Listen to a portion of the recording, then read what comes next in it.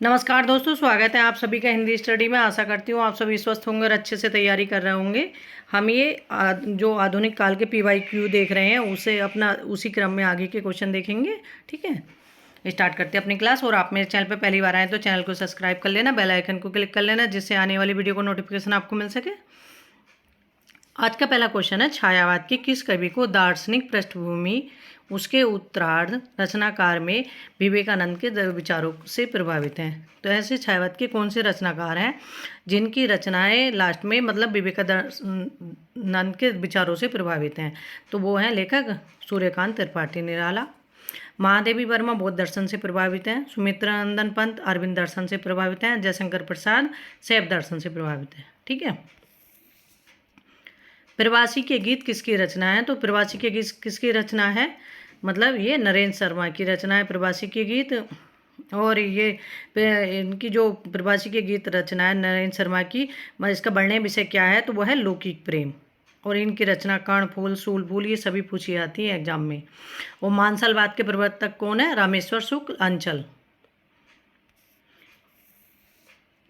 निम्नलिखित में से सूर्यकांत त्रिपाठी निराला की किस कविता में यथार्थवादी चेतना स्पष्ट रूप से दिखाई देती है? तो निराला की जो मतलब कविता है उसमें कौन सी कविता है इनमें से जिसमें यथार्थवादी चेतना स्पष्ट रूप से दिखाई देती है? वो है कुकुरमुत्ता। इसमें कुकुरमुत्ता सर्वहारा वर्ग का प्रतीक है और जो है गुलाब पूंजीपति का प्रतीक है। जूही की कली निराला की रचना है, मुक्त छंद की रचना है। राम की शक्ति पूजा जो रचना है इनकी, तो अगर क्वेश्चन अगर पूछे कि निराला का व्यक्तित्व किस में उभर के आया है तो वो राम की शक्ति पूजा में मिला है देखने के लिए। और सरोज स्मृति इनकी जो पुत्री थी उसके मतलब उस नाम पे लिखी हुई है पुस्तक। किस छायावादी कवि की कविता में माधुर्य गुण की अधिकता को रेखांकित करते हुए आचार्य रामचंद्र शुक्ल ने उसे मधुचर्या का कवि कहा है? तो किस छायावादी कवि की कविता में माधुर्य गुण की अधिकता से रेखांकित करते हुए आचार्य रामचंद्र शुक्ल ने उसे मधुचर्या का कवि कहा है? वो है जयशंकर प्रसाद जी।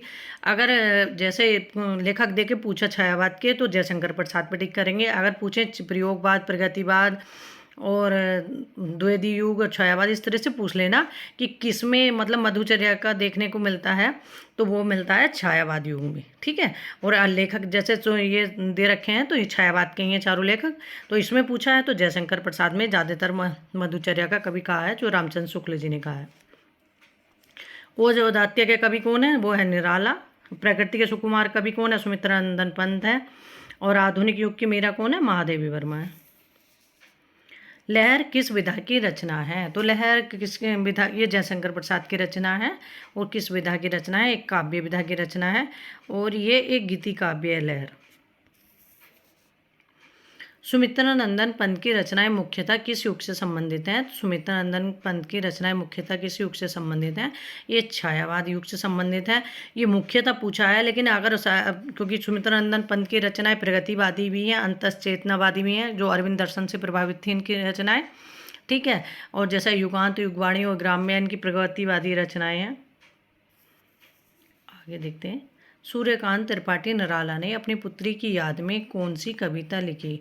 तो सूर्यकांत त्रिपाठी निराला ने अपनी पुत्री की याद में कौन सी कविता लिखी? वो लिखी सरोज स्मृति। इसमें देखो सुनीता स्मृति भी लिख रही है। नाम अच्छे से ध्यान देखना। एक जो है भारतेंदु जी की वो है पत्रिका बाला बोधनी, तो उस बाला बोधनी का ऑप्शन में मैंने एक क्वेश्चन देखा था, ऑप्शन में दे रखे थे चारों बाला बोधनी, बस सिर्फ मात्राओं को थोड़ा सा अंतर हो जाता है, तो उसे अच्छे से देख लेना वो कैसे लिखी जाती है। ठीक है, क्योंकि वो अगर उसमें थोड़ा सा भी अगर तुम्हें ये भी नहीं पता ना कि छोटी की मात्रा या बड़ी की मात्रा है तो उसमें भी कन्फ्यूजन था। ठीक है, तो इसलिए अच्छे से देख लेना ये चीज़ें जो मतलब लगती हैं कि ये ऑप्शन में मतलब पूछ सकते हैं इस तरह से। ठीक है, आगे देखते हैं। वह आता दो टूक कलेजे के करता, पछताता पथ पर आता। उपर्युक्त पंक्तियाँ किस कविता से हैं और किस इसके रचनाकार कौन हैं? तो ये पंक्तियाँ किसकी हैं और इसके रचनाकार कौन है? तो ये पंक्तियाँ हैं निराला जी की। और ये किस कविता से ली गई? निराला की कविता है भिक्षुक, उससे ली गई है कविता पंक्तियाँ। आगे देखते हैं। न कोई छोटा है न कोई बड़ा है, मेरे लिए हर आदमी एक जोड़ी जूता है। किसकी रचना है? तो ना कोई छोटा है ना कोई बड़ा है, मेरे लिए हर आदमी एक जोड़ी जूता है। अब ये पूरी पंक्तियाँ इस तरह से हैं, बाबूजी सच कहूँ मेरी निगाह में न कोई छोटा है न कोई बड़ा है, मेरे लिए हर आदमी एक जोड़ी जूता है जो मेरे सामने मरम्मत के लिए खड़ा है। ये इस तरह से पंक्तियाँ हैं। ये पंक्तियाँ धूमिल की, और धूमिल का पूरा नाम क्या है? सुदामा पांडे धूमिल, ठीक है। और इनके मतलब ये रचना किससे, कौन सी से कविता से ली गई? इनकी कविता है मोचीराम, और एक इनकी कविता है पटकथा, ठीक है। तो ये मोचीराम से ली गई इनकी पंक्तियाँ। कल सुनना मुझे, इनकी जो वो है उस पर इन्हें साहित्य अकादमी पुरस्कार मिला। संसद से सड़कता, सुदामा पांडे के प्रजातंत्र, तो इनकी सभी रचनाएं महत्वपूर्ण। आगे देखते हैं। छायावादी काव्य की प्रमुख विशेषताएं हैं। तो छायावादी काव्य की प्रमुख विशेषता क्या है? तो वह है प्राकृतिक का मानवीकरण। और छायावाद की प्रमुख विशेषता है प्राकृतिक का मानवीकरण। अगर रहस्यवाद किसकी विशेषता है? वो भी छायावाद की विशेषता। स्वच्छंदतावाद, कल्पना की प्रधानता, रहस्यवाद, प्राकृतिक का मानवीकरण, ये किस में है? सब ये छायावाद में पाया जाता है। प्रसाद की किस कृति का अन्य भाषाओं में भी अनुवाद हुआ है? प्रसाद की किस कृति का अन्य भाषाओं में भी अनुवाद हुआ है?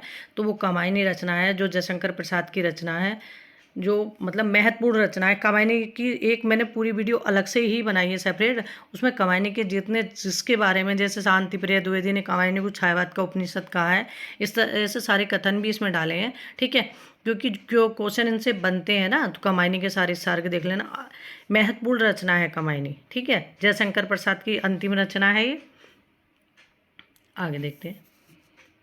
निम्नलिखित में से कौन सा रचनाकार छायावाद के 4 स्तंभों में नहीं है? तो छायावाद के 4 स्तंभों में कौन सा नहीं है? तो वो मैथिली शरण गुप्त नहीं है। ये मैथिली शरण गुप्त द्विवेदी युग के प्रतिनिधि कवि हैं। जयशंकर प्रसाद, महादेवी वर्मा, सुमित्रानंदन पंत और निराला जी, ये चारों छायावादी कवि हैं। और ये जो मैथिली शरण गुप्त हैं, अयोध्या सिंह उपाध्याय, मैंने इसलिए एक शॉर्ट बना कर डाला था वीडियो का कि उसमें छायावाद के कौन से हैं, प्रगतिवाद के कौन से, प्रयोगवाद के, इस तरह से कभी क्योंकि पूछ लेते हैं, इनसे क्वेश्चन बहुत बनते हैं। तो अलग अलग युग के हिसाब से, और संत काव्य के कौन से कवि हैं, भक्तिकाल में जैसे सूफी काव्य के कौन से कवि हैं, इस तरह से वो मतलब भक्तिकाल पढ़ेंगे तो उसमें वो सारी चीज़ें क्लियर करेंगे। आगे देखते हैं। निम्नलिखित विशेषताओं में से कौन सी विशेषता छायावाद की नहीं है? तो इनमें से कौन सी विशेषता छायावाद की नहीं है?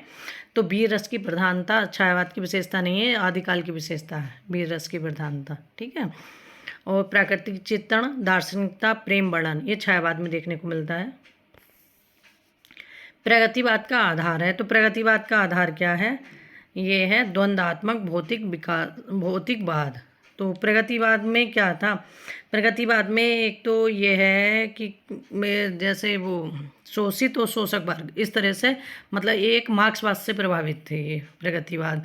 क्योंकि मार्क्सवाद की एक विचारधारा थी कि छोटा बड़ा मतलब कोई नहीं हो, सब समान होने चाहिए, इस तरह से। तो ये प्रगतिवाद में सबसे बड़ी विशेषता मार्क्सवाद है। आगे देखते हैं। छायावाद और उत्तर छायावाद के बीच कुछ वैसा ही संबंध दिखाई पड़ता है जैसे मध्यकाल में भक्ति काव्य और रीति काव्य के बीच था। पंक्तियों के लेखक हैं। तो ये पंक्तियाँ किसकी हैं कि छायावाद और उत्तर छायावाद के बीच वैसा ही संबंध दिखता है जैसा मध्यकाल में भक्ति काव्य और रीति काव्य के बीच दिखता है। तो ये पंक्तियाँ हैं रामस्वरूप चतुर्वेदी जी की। इनमें से किस कवि को एक भारतीय आत्मा उपनाम से जाना जाता है? तो भारतीय आत्मा उपनाम से किसे जाना जाता है? वो है माखनलाल चतुर्वेदी। और जैसे खड़ी बोली के प्रथम स्वच्छंदतावादी कवि कौन है? वे हैं श्रीधर पाठक। और राष्ट्रीय पिता महात्मा गांधी ने किसे कहा था? मैथिली शरण गुप्त को।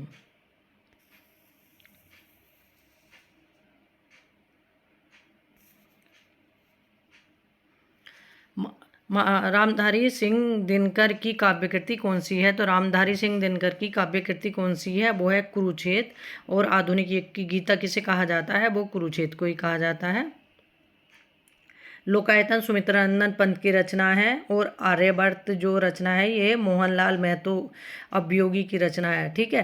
क्योंकि अगर वियोगी का नाम पूछे पूरा क्या है तो मोहनलाल महतो है इनका नाम। और उन्मुक्त रचना किसकी है? ये उन्मुक्त है सियाराम शरणगुप्त की रचना। आगे देखते हैं, प्रगतिवाद के संदर्भ में इनमें से एक कथन सही नहीं है, वह है। तो प्रगतिवाद के संदर्भ में एक कथन सही नहीं है, वह कौन सा कथन है? प्रगतिवाद जनजीवन के साथ प्रकृति और कल्पनाओं में सौंदर्य खोजता है। ये गलत है, क्योंकि ये सारी चीज़ें जो प्रगतिवाद मतलब छायावाद में देखने को मिली हैं। प्रगतिवाद में जो है वो देख लेते हैं। प्रगतिवाद ने पहली बार साहित्यिक चेतना को यथार्थवाद की ओर अग्रसर होने की प्रेरणा दी है, ये सही है। प्रगतिवाद की मूल प्रेरणा मार्क्सवाद से प्रभावित हुई है, ये भी सही है। प्रगतिवाद सामाजिक यथार्थ की ओर व्यक्ति को ही रचना का उद्देश्य मानता है, ये भी सही है। ठीक है, आगे देखते हैं। हिंदी काव्य में मार्शलवाद के प्रवर्तक हैं। तो हिंदी काव्य में मार्शलवाद के प्रवर्तक कौन है? रामेश्वर शुक्ल अंचल है। और मतलब हलालवाद के प्रवर्तक कौन है? वे हैं हरिवंश राय बच्चन। और छायावाद के प्रवर्तक हैं जयशंकर प्रसाद। और प्रयोगवाद के प्रवर्तक कौन है? सुमित्रा नंदन पंत हैं। आगे देखते हैं। वह हृदय नहीं पत्थर है जिसमें स्वदेश का प्यार नहीं। यह पंक्ति काव्य पंक्ति निम्नलिखित में से किस कवि द्वारा रचित हैं? तो ये पंक्तियाँ किसकी हैं? ये है गया प्रसाद शुक्ल स्नेही की पंक्तियाँ हैं। कुछ जैसे इसमें दे रखा, वह हृदय नहीं पत्थर है। तो हृदय नहीं पत्थर किसका है? तो स्नेही जी का। जैसे पूरी अगर लाइन किसी की याद नहीं होती ना, थोड़ा मतलब आपस में रिलेट करके तब याद कर लेते हैं उसे। आगे देखते हैं। प्रगतिशील लेखक संघ किस स्तर की संस्था है? तो प्रगतिशील लेखक संघ किस स्तर की संस्था है? तो ये संस्था है मतलब एक अंतर्राष्ट्रीय संस्था है। और 1935 में पेरिस में इसकी मतलब इस संस्था की स्थापना हुई थी, प्रगतिशील लेखक संघ की। और इसका प्रथम अधिवेशन जब हुआ था उसकी अध्यक्षता की थी हेनरी बारबूज ने। और भारत में प्रगतिशील का पहला अधिवेशन कब हुआ था? 1936 में। और कहाँ हुआ था? लखनऊ में। और इसका सभापति कौन थे? इसके सभापति थे प्रेमचंद। और किसके सहयोग से हुआ था? सज्जाद जहीर और मुल्क राज आनंद के सहयोग से इसके प्रगतिशील लेखक संघ की स्थापना हुई थी। प्रगतिवाद के जन्म में किसका योगदान है? तो प्रगतिवाद के जन्म में किसका योगदान है? उपर्युक्त सभी का इसमें ऑप्शन में जो दिए हैं। तो देख लेते हैं कौन कौन से हैं। छायावादी, रोमानियत एवं पलायनवादी प्रवृत्ति है, ये सही है। प्रगतिशील लेखक संघ की स्थापना, ये भी सही है। मार्क्सवादी प्रभाव, ये भी सही है। आगे देखते हैं। मैं उस जनपद का कवि हूँ, काव्य रचना किस कवि की है?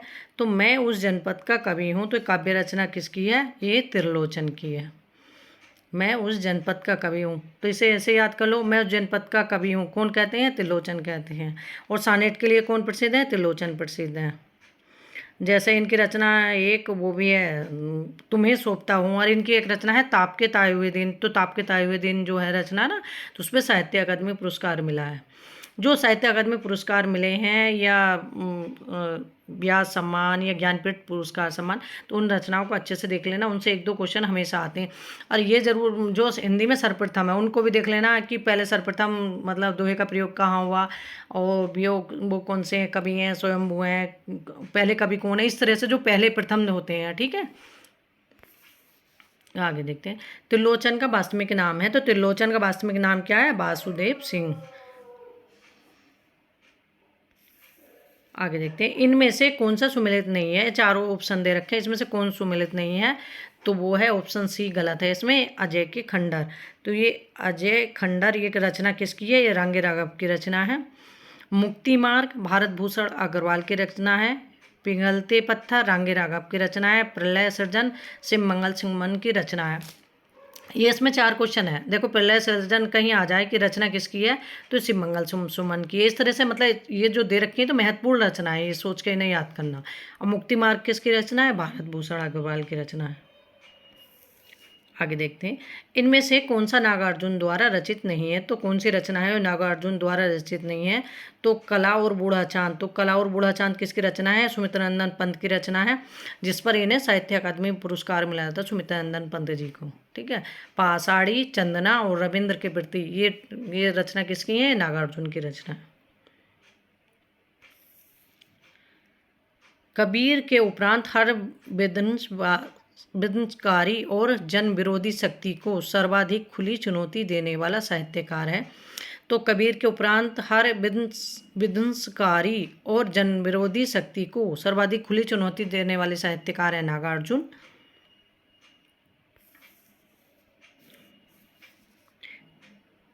द्वंद्वात्मक भौतिक विकासवाद किस काव्य धारा का आधार है? तो द्वंद्वात्मक भौतिक विकासवाद किस काव्य धारा का आधार है? वो है प्रगतिवाद का। ये सारी विशेषताएं अगर आप पढ़ोगे तभी तो इन क्वेश्चनों के जवाब दे पाओगे कि छायावाद की विशेषता क्या रही, प्रगतिवाद की क्या, प्रयोगवाद की क्या। इस तरह से थोड़ा सा मतलब ये चीज़ें ज़रूर देख लेना, क्योंकि अगर एक बेस नहीं देखोगे तो समझ में कैसे आएंगे। रचना ये याद करना, रटना अलग है, क्योंकि क्वेश्चन इस तरह से जैसे पूछे जाते हैं कि विशेषता किसकी नहीं है, तो उसके बारे में आप जानोगे तभी तो समझोगे कि छायावाद में कौन सी विशेषता नहीं रही है, प्रगतिवाद में क्या रहा है। ठीक है, इस तरह से ज़रूर देख लेना सारी चीज़ें। प्रगतिवाद के अंतर्गत कौन सी विचार अमान्य है? तो प्रगतिवाद के अंतर्गत कौन सा विचार अमान्य है? वो है रूपवाद। इसके अंतर्गत यथार्थवाद, पदार्थवाद, समाजवाद मान्य है। दो रहा समय के रथ पर धर धर नाद सुनो, सिंहासन खाली करो कि जनता आती है। तो रामधारी सिंह कह रहे हैं कि सिंहासन खाली करो, जनता आती है। तो ये पंक्तियाँ किसकी हैं? रामधारी सिंह दिनकर की पंक्तियाँ हैं। निम्नलिखित में दिनकर की काव्य रचना नहीं है। तो दिनकर की काव्य रचना कौन सी नहीं है? तो ये त्रिधारा। त्रिधारा किसकी रचना है? ये सुमित्रा कुमारी चौहान की रचना है। जिनकी रचना है वो झांसी की रानी, बिखरे मोती, ये किसकी रचना है? सुमित्रा कुमारी चौहान की रचना है। और वीर रच की कवयित्री कौन है आधुनिक काल में? वो है सुमित्रा कुमारी चौहान। और दिनकर की रचना हुंकार, उर्वशी, कुरुक्षेत्र, ये किसकी रचना है? दिनकर की रचना है। अधैर्य का कवि किसे कहा जाता है? अधैर्य के कवि है दिनकर। और आधुनिक मतलब गद्य के कवि, आधुनिक गद्य के कवि, आधुनिक गद्य के कवि कुछ इस तरह से आज्ञे के बारे में कहा है। जैसे आधुनिक कठिन काव्य का प्रेत तो कहा जाता मतलब केशव को, और कठिन गद्य का प्रेत कहा जाता आज्ञे को। लखनऊ में आयोजित प्रगतिशील लेखक संघ के प्रथम अधिवेशन की अध्यक्षता की थी। तो लखनऊ में आयोजित प्रथम मतलब प्रगतिशील लेखक संघ के प्रथम अधिवेशन की अध्यक्षता किसने की थी? प्रेमचंद ने की थी। अबे सुनबे गुलाब फूल मत पर मत गर पाई खुशबू रंगो आब, काव्य पंक्तियों का संबंध है प्रगतिवादी काव्य से। तो ये इनकी पंक्तियाँ किससे हैं? ये कुकुरमुत्ता से ली गई पंक्तियाँ, निराला जी की पंक्तियाँ हैं। प्रगतिवादी कवि हैं। तो प्रगतिवादी कवि कौन है? केदारनाथ अग्रवाल हैं, और शिव मंगल सिंह सुमन है, नागार्जुन है, और त्रिलोचन है। ये प्रगतिवाद के मुख्य कवि हैं चारों। ठीक है, इनके क्वेश्चन मतलब बनते ही बनते हैं। जयशंकर प्रसाद छायावाद के कवि हैं, मुक्तिबोध प्रयोगवाद के कवि हैं। हरिवंश राय प्रगतिवादी कवि भी हैं, मुक्तिबोध। और हरिवंश राय बच्चन ये हलालाबाद के प्रवर्तक हैं। प्रगतिवाद के प्रमुख कवि नहीं हैं। तो इसमें से प्रगतिवाद के प्रमुख कवि कौन से नहीं हैं? आज्ञा हैं, आज्ञा प्रयोगवादी कवि हैं। नागार्जुन, दिनकर और मुक्तिबोध ये प्रगतिवादी कवि हैं। पुष्प की अभिलाषा नामक प्रसिद्ध कविता किसने लिखी? तो पुष्प की अभिलाषा नामक प्रसिद्ध कविता किसने लिखी? ये माखनलाल चतुर्वेदी की कविता है। और इसकी पंक्तियाँ है कि चाह नहीं मैं सुरबाला के गहनों में गुथा जाऊँ, इस तरह से वो पंक्तियाँ हैं। मैं भूल रही हूँ, बहुत अच्छी पंक्तियाँ हैं सारी जो पुष्प की अभिलाषा की पंक्तियाँ हैं। मुझे तोड़ लेना बनमाली उस पद पर तुम देना पैक। ठीक है, इस तरह से वो पंक्तियाँ हैं। आगे देखते हैं मोरे विजय किसकी रचना है? तो मोरे विजय किसकी रचना है? ये सियाराम शरण गुप्त की रचना है, जो मैथिली शरण गुप्त के भाई हैं, सियाराम शरण गुप्त। ठीक है, इनका जन्म भी झांसी है, चिरगांव झांसी में होता है इनका जन्म। और इनकी रचना है मतलब उन्मुक्त है, दुर्वादल है, मौर्य विजय है। और जैसे पुष्प अभिलाषा माखनलाल चतुर्वेदी की रचना है, तो सियाराम शरण गुप्त ने एक रचना कौन सी लिखी है? एक फूल की चाह, इसी तरह से लिखी गई वो भी। और गांधीवादी विचारधारा से कौन प्रभावित हैं? तो सियाराम शरणगुप्त गांधीवादी विचारधारा से प्रभावित थे। ठीक है, आज के अपने क्वेश्चन कंप्लीट हो गए। इसी क्रम में अपने आगे के क्वेश्चन जो हैं आधुनिक काल के PYQ ये कराऊंगी, फिर भक्तिकाल, रीतिकाल, कहानी, उपन्यास, निबंध, इस तरह से। और जो अपना डेली अपना 1-2 टॉपिक अपना जो व्याकरण है उससे संबंधित 2-4 क्वेश्चन भी मतलब ज़रूर करना, क्योंकि व्याकरण ऐसा है, ऐसा नहीं साहित्य से हम एग्ज़ाम मतलब अपना क्रैक कर लेंगे। एग्ज़ाम पास करने के लिए हमें व्याकरण भी पढ़ना पड़ेगा, काव्य शास्त्र भी पढ़ना पड़ेगा, और संस्कृत भी पढ़ना पड़ेगा। सभी को पढ़ना पड़ेगा, तभी काम चलेगा। अगर हम एक पे पकड़ बनाए, एक को छोड़ दें, तो वो हमारा अधूरा हो जाएगा। इसलिए सभी के अपने क्वेश्चन तुम्हें डेली डेली करने हैं, थोड़े थोड़े चाहे करो, लेकिन सारे पार्टों को अच्छे से देखते हुए चलना है, 1 घंटा 2 घंटा। और सबके पढ़ने के तरीके मतलब सोचें कि मतलब हम सुबह उठ के नहीं पढ़ पाते, हम शाम को पढ़ पाते हैं, कुछ देर रात तक पढ़ते हैं, कुछ सुबह उठ के, मतलब सबका तरीका अलग होता है पढ़ने का। ये है बस मेन चीज़ ये है कि अपना काम ख़राब नहीं करना है, अपना अच्छे से पढ़ना, तैयारी करनी है, ठीक है। और जितने से ज़्यादा टाइम हो अपना पढ़ाई को देना, सब कामों से बचा के, जैसे कहते हैं थोड़ा टाइम निकाल के वो सारा टाइम अपना पढ़ाई में ही खर्च करना है, अपना ये सोचना है। एग्ज़ाम का कभी इंतज़ार मत करो, क्योंकि कहते हैं ना पानी आने से पहले पुल बांधा जाता है, ना कि पानी आने पर पुल बांधा जाता है। इसलिए स्ट्रॉन्ग से अपना तैयार करो, तो जब पुल अच्छा होगा तो फिर कैसे भी हो तो अपना रुकेगा, मतलब आपको सफलता दिला के जाएगा वो, ठीक। अपने ऊपर विश्वास रखो और निश्चय संकल्प करो। थैंक यू दोस्तों मेरी वीडियो देखने के लिए।